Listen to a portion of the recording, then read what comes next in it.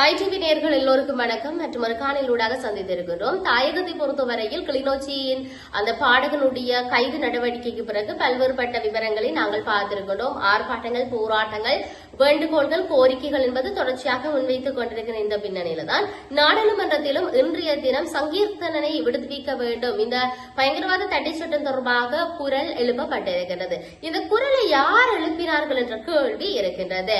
நாடாளுமன்ற உறுப்பினர் நாமல் ராஜபக்ஷ கூட இந்த கேள்வியை நாடாளுமன்றத்தில் எழுப்பி இருக்கின்றார் என்பது பற்றித்தான் நாங்கள் சற்று சிந்திக்க வேண்டியவர்களாக இருக்கின்றோம். இதையும் தாண்டி ஸ்ரீலங்காவில தாயக பகுதியில் தொடர்ச்சியாக ஜாழ் மாவட்ட நாடாளுமன்ற உறுப்பினர் ஒருவர் சங்கீர்த்தனுடைய விடுதலையும் சங்கீர்த்தனுடைய கைதும் அவர் ஏன் கைது செய்யப்பட்டார் என்பது சார்ந்தும் தன்னுடைய பக்கங்களில், அதாவது சமூக வலைதளங்களில் விமர்சித்துக் கொண்டிருக்கிற பின்னணியில சமூக வலைதளத்தில் இருக்கக்கூடிய பல ஊடகங்கள் அதற்கு கருத்துக்களையும் விமர்சனங்களையும் முன்வைத்துக் கொண்டிருக்கின்றன என்ற விடயத்தை நாம் இங்கு பதிவு செய்கிறோம். இவ்வாறு இருக்கின்ற பொழுது தமிழீழ விடுதலை புலிகளினுடைய அமைப்பை சுட்டிக்காட்டி பாடல் பாடியதாக கூறி கைது செய்யப்பட்டிருக்கின்ற கிளிநொச்சி இளைஞன் மீது முன்னெடுக்கப்பட்ட நடவடிக்கைகள் குறித்து நாடாளுமன்ற உறுப்பினர் நாமல் ராஜபக்ஷ கேள்வி எழுப்பியிருந்தார். இன்றைய தினம் அவர் தன்னுடைய நாடாளுமன்ற உரையில் இந்த விடயத்தை சொல்லியிருக்கிறார் என்ற விடயத்தை நாம் இங்கு பார்க்க கூடியதாக இருக்கிறது.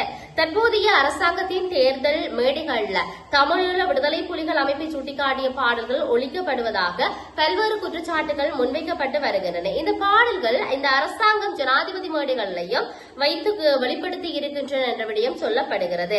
இதன்போது பயங்கரவாத தடை சட்டம் எங்கு சென்றது என்ற விடயம் சொல்லப்பட்டது. ஆனால் இன்றைய தினம் ஒரு பொது வழியில கலை நிகழ்வு ஒன்றுள்ள பாடுகின்ற பொழுது சங்கீர்த்தனம் கைது செய்யப்பட்டிருக்கின்றார்.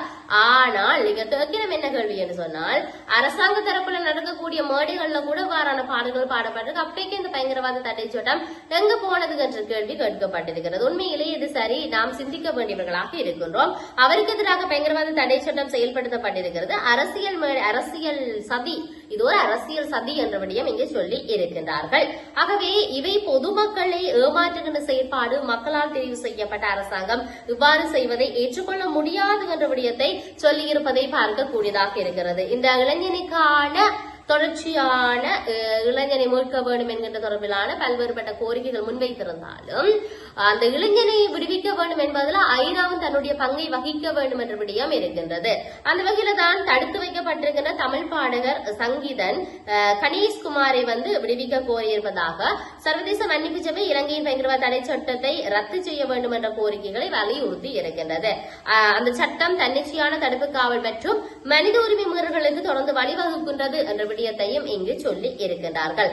அடுத்தடுத்து வந்த இலங்கை அரசாங்கங்கள் சட்டத்தை மாற்றுவதாக மீண்டும் உறுதியளித்த போதிலும் பயங்கரவாத தடை சட்டத்தினை என்ன மாற்றவில்லை, அதனை பயன்படுத்த வேண்டிய தேவை இருக்கின்ற சொல்லி இருக்கிறார்கள் என்றும் சர்வதேச மனித உரிமைகள் அமைப்பு கவலை தெரிவித்திருப்பதை பார்க்கக்கூடியதாக இருக்கிறது.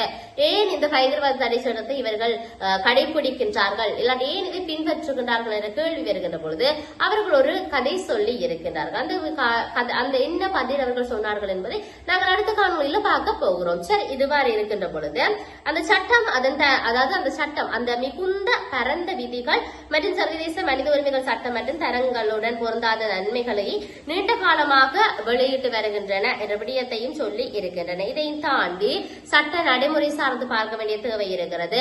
PTA அதாவது பயங்கரவாத தடை சட்டம் பரந்த மற்றும் தெளிவற்ற முறையில் வரையறுக்கப்பட்ட குற்றங்கள் சர்வதேச சட்ட தரங்களுடன் ஒத்துப்போகவில்லை என்ற விடயமும் இங்கு முன் வைத்திருக்கிறார்கள். எது எப்படி இருந்தாலும் சங்கீதனுடைய கைது நடவடிக்கைகள் தொடர்ச்சியாக பேசப்பட்டுக் கொண்டிருக்கிறது. அவருடைய விடுதலை சார்ந்து சொல்லப்பட்டிருக்கிறது. என்ன நடக்கப் போகின்றது, அவரை விடுதலை செய்வார்களா இல்லையா என்பதையெல்லாம் நாங்கள் பொறுத்திருந்து பார்க்க வேண்டிய தேவை இருக்கின்றது.